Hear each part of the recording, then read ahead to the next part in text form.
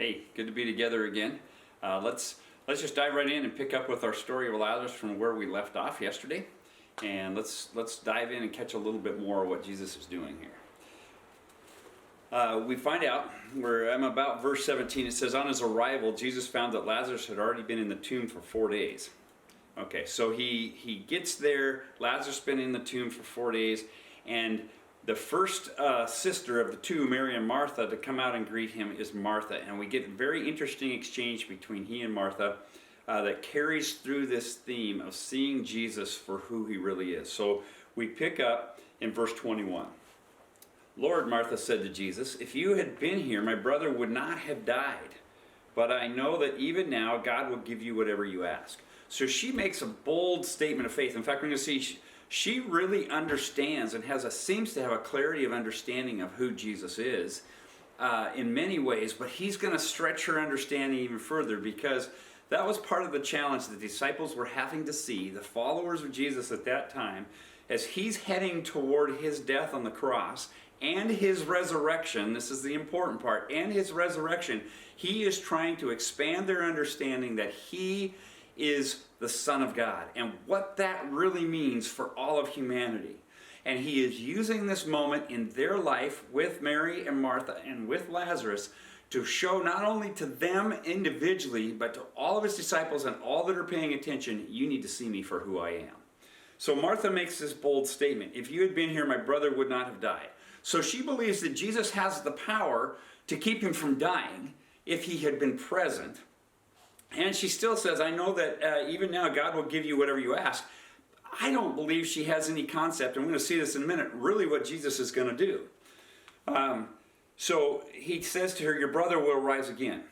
Martha answers, "I know he will rise again in the resurrection at the last day." So that gives me the reason why I say that. I don't think she had any clue. She believes that Jesus is speaking of a future resurrection when the followers and believers in God will be, and it was Jewish understanding, whether it was what God was providing, was that God would provide life with them, but they didn't understand that Jesus as the Messiah was one to fulfill and make that possible.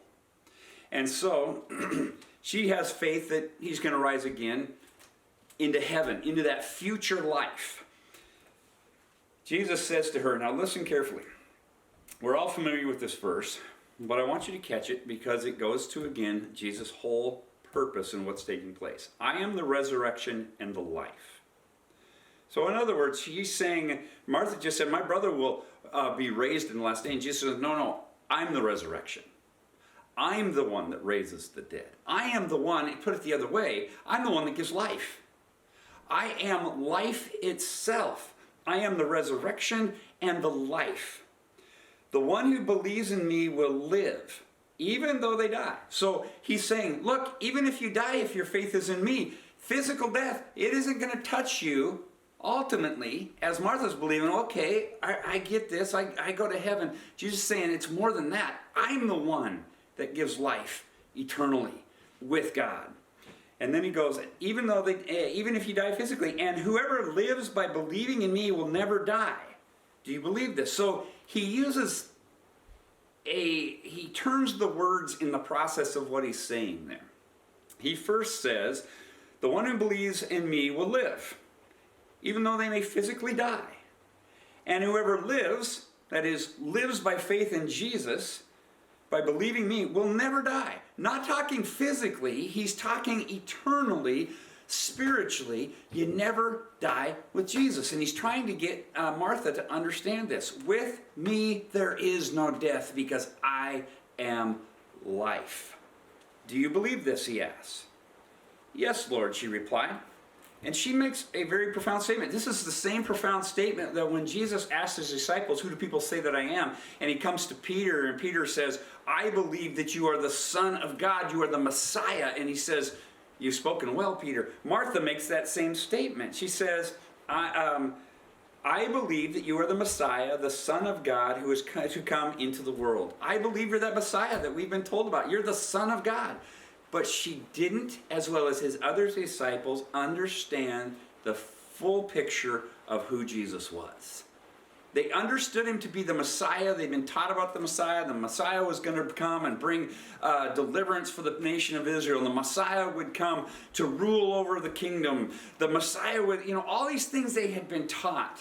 The Messiah would be in the line of David. He'd be a king. He would be a prophet. It was all these things taught about Jesus, but they didn't know what the ramifications of those truths were.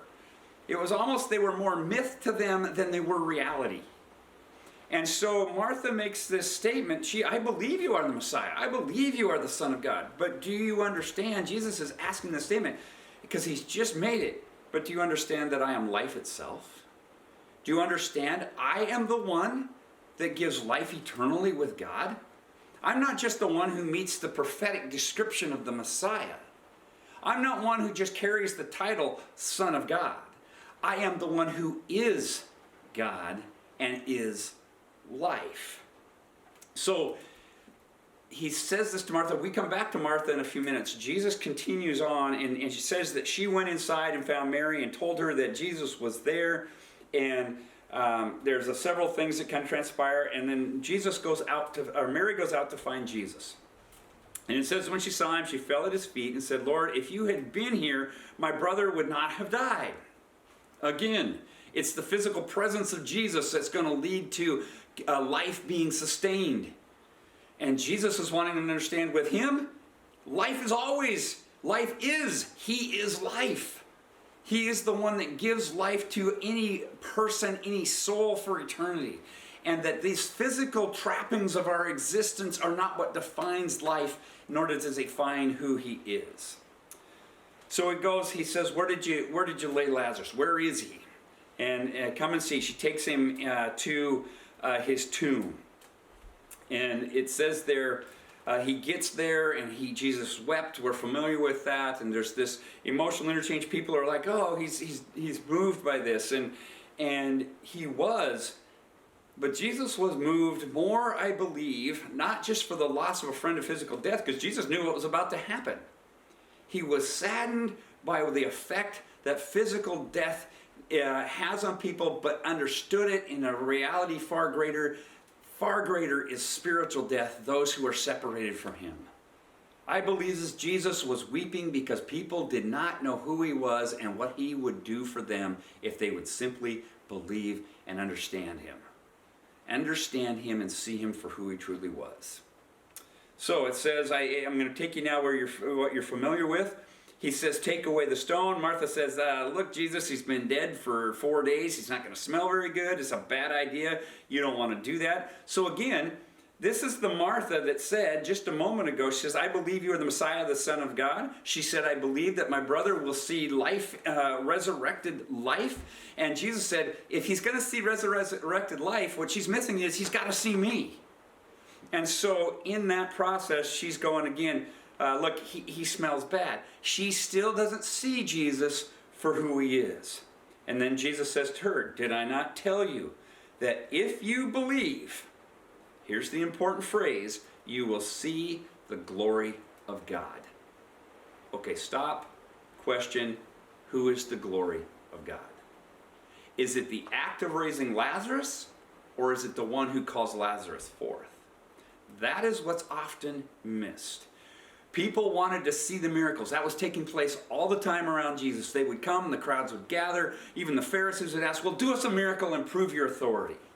Do some big thing, turn water into wine, or turn a stone into bread, whatever it might be that we read about the demands were. To prove that you are the Son of God. They really didn't care for who he was. They just wanted to see something happen. They were more interested in the act than the person. And that is why we have to remember what Jesus said, I am the resurrection and the life. It's not the act of the life coming back to Lazarus. It's the fact that Jesus could speak it. He was giving of himself to Lazarus to call him out of that tomb. Did I not tell you that if you believe, you will see the glory of God? I want to encourage you between now and tomorrow. Tomorrow on Sunday, we're going to go further into this idea of seeing Jesus for who he is, because it's a theme that continues on into Passion Week. in a condensed amount of time, Jesus is wanting people to understand Messiah is not just how you've understood it. I am the resurrection and the life. Life resides in Jesus, and that's why he says, believe in me. If you really want to live, you've got to believe in Jesus. Take a few minutes and read through the story of Lazarus, the story we've been reading for the last 2 days, in John chapter 11. And I really want you to dissect and ask yourself that question. What is it Jesus wants Mary and Martha to understand? And all of those standing around there. What was it that Martha was missing when she's saying to Jesus, yeah, I believe that my brother's going to be resurrected in the last day, but right now he stinks and there's nothing you can do about it. But had you been here a couple days before, you could have. But there's this thing called death that you just can't do anything about. That's an impenetrable barrier. Jesus says, not if you know me. Not if you see who I am. Take some time to read through it. It's pretty exciting to see what Jesus is leading us into and what he wants us to understand. He wants us to understand who he is. Jesus wants us to see him for who he is. Thanks.